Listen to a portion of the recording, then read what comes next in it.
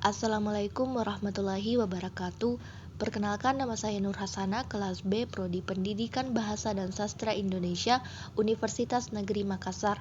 Video ini adalah untuk melengkapi tugas mata kuliah fonologi dengan materi perubahan fonemis, yaitu asimilasi dan disimilasi fonemis, penambahan fonem, metatesis, monoftongisasi, dan diftongisasi. Manusia itu merupakan makhluk sosial yang selalu berinteraksi dalam kehidupan dengan menggunakan bahasa. Berdasarkan waktu mendapatkannya, bahasa dapat dikelompokkan menjadi bahasa pertama dan bahasa kedua. Bahasa pertama diperoleh seseorang sejak dari lahir dan selalu digunakan dalam komunikasi sehari-hari. Bahasa kedua merupakan bahasa yang diperoleh setelah bahasa pertama. Bagi sebagian masyarakat, bahasa Indonesia merupakan bahasa kedua. Bahasa kedua diperoleh melalui pendidikan atau pembelajaran resmi di sekolah maupun di tempat kursus bahasa. Kesalahan yang biasanya terjadi pada pembelajaran bahasa kedua adalah dalam pelafalan bunyi ujar. Hal ini dipengaruhi oleh lingkungan serta fonem-fonem lain di sekitarnya. Perubahan bunyi tersebut berdampak pada dua kemungkinan. Pertama, apabila pembedaan tersebut tidak sampai kepada pengubahan identitas fonem atau membedakan makna, maka bunyi tersebut masih merupakan alofon atau varian bunyi dari fonem yang sama. Perubahan tersebut masih dalam ruang lingkup perubahan fonetis. Yang kedua, jika perubahan bunyi tersebut sudah sampai berdampak pada pembeda makna atau mengubah identitas fonem, maka perubahan tersebut disebut sebagai perubahan fonemis. Perubahan fonemis adalah perubahan yang terjadi pada fonem atau bunyi bahasa. Beberapa jenis perubahan fonemis yang umum terjadi adalah asimilasi dan disimilasi fonemis, penambahan fonem, metatesis, monoftongisasi, dan diftongisasi. Asimilasi adalah perubahan bunyi dari dua bunyi yang sama menjadi bunyi yang sama atau hampir sama. Hal ini disebabkan karena bunyi-bunyi bahasa itu diucapkan secara berurutan sehingga berpotensi untuk saling mengaruhi dan dipengaruhi. Contohnya kata Sabtu. Dalam bahasa Indonesia lazim diucapkan Sabtu. Terlihat bunyi B berubah menjadi bunyi P sebagai akibat dari pengaruh bunyi T.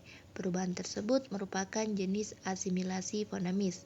Namun demikian, asimilasi fonemis hanya berlaku untuk bahasa tertentu.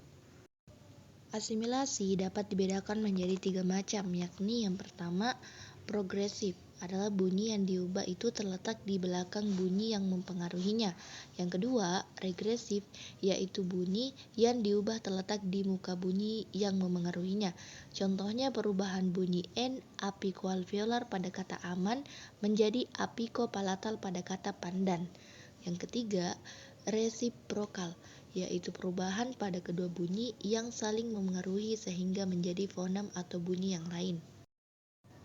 Misalnya dalam bahasa Batak Toba, kata bereng, lihat, kata hamu, kamu, dalam konstruksi gabungan bereng hamu, lihatlah oleh kamu.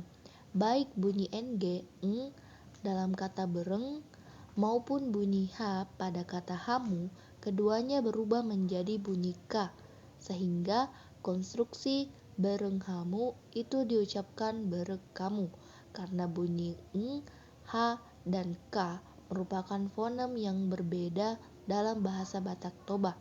Perubahan tersebut termasuk asimilasi fonemis. Disimilasi adalah perubahan bunyi dari bunyi yang sama atau mirip menjadi bunyi yang tidak sama atau berbeda. Contohnya pada kata belajar, berasal dari gabungan prefiks ber dan bentuk dasar ajar. Mestinya kalau tidak ada perubahan menjadi berajar. Namun karena ada dua bunyi R, maka R yang pertama diperbedakan atau disimilasikan menjadi L, sehingga menjadi kata belajar.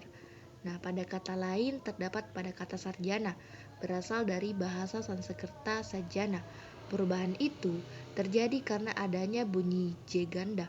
Karena perubahan itu sudah menembus batas fonem, yaitu J merupakan alofon dari fonem J dan R merupakan alofon dari fonem R, maka perubahan tersebut dinamakan disimilasi fonemis. Penambahan fonem adalah perubahan bunyi yang terjadi ketika suatu bunyi ditambahkan ke dalam kata. Contoh perubahan penambahan fonem adalah kaki menjadi kakiku. Metatesis adalah proses pengubahan urutan fonem yang terdapat dalam suatu kata atau perubahan urutan bunyi fonemis pada suatu kata sehingga menjadi dua bentuk kata yang bersaing. Hanya beberapa kata saja yang mengalami metatesis ini. Misalnya apus menjadi usap, kerikil menjadi kelikir, jalur menjadi lajur, berantas menjadi bantras. Monoftongisasi adalah perubahan dua bunyi vokal atau vokal rangkap diftong menjadi vokal tunggal monoftong. Hal ini terjadi sebagai sikap untuk pemudahan pengucapan terhadap bunyi-bunyi diftong. Misalnya pada kata ramai, diucapkan menjadi rame, petai diucapkan menjadi pete. Perubahan ini terjadi pada bunyi vokal rangkap ai ke vokal tunggal e. Penulisannya pun disesuaikan dengan pengucapannya. Contoh lainnya, kata kalau menjadi kalau, danau menjadi dano, satai menjadi sate, damai menjadi dame. Diftongisasi adalah perubahan bunyi vokal tunggal atau monoftong menjadi dua bunyi vokal atau vokal rangkap diftong secara berurutan. Misalnya pada kata anggota diucapkan menjadi anggauta, sentosa diucapkan menjadi sentausa. Perubahan bunyi ini terjadi pada bunyi vokal tunggal o ke vokal rangkap au. Hal ini terjadi karena adanya upaya analogi penutur dalam rangka pemurnian bunyi pada kata tersebut. Bahkan dalam penulisannya pun disesuaikan dengan pengucapannya. Contoh lainnya adalah teladan menjadi tauladan. Jadi dapat disimpulkan secara ringkas bahwa asimilasi fonemis itu adalah perubahan bunyi yang terjadi ketika suatu bunyi menjadi mirip atau sama dengan bunyi lain di dekatnya. Nah, disimilasi fonemis adalah perubahan bunyi yang terjadi jika dua bunyi yang sama atau mirip berubah menjadi tidak sama atau berbeda. Penambahan fonem adalah perubahan bunyi yang terjadi ketika suatu bunyi ditambahkan pada kata. Metatesis adalah perubahan urutan bunyi dalam kata, monoftongisasi adalah perubahan diftong menjadi monoftong, dan diftongisasi adalah perubahan monoftong menjadi diftong. Itulah tadi beberapa penjelasan singkat yang dapat saya sampaikan terkait dengan materi ini. Saya memohon maaf apabila terdapat kesalahan atau kekeliruan dalam pembacaan ataupun penulisan dalam presentasi saya. Terima kasih. Assalamualaikum warahmatullahi wabarakatuh.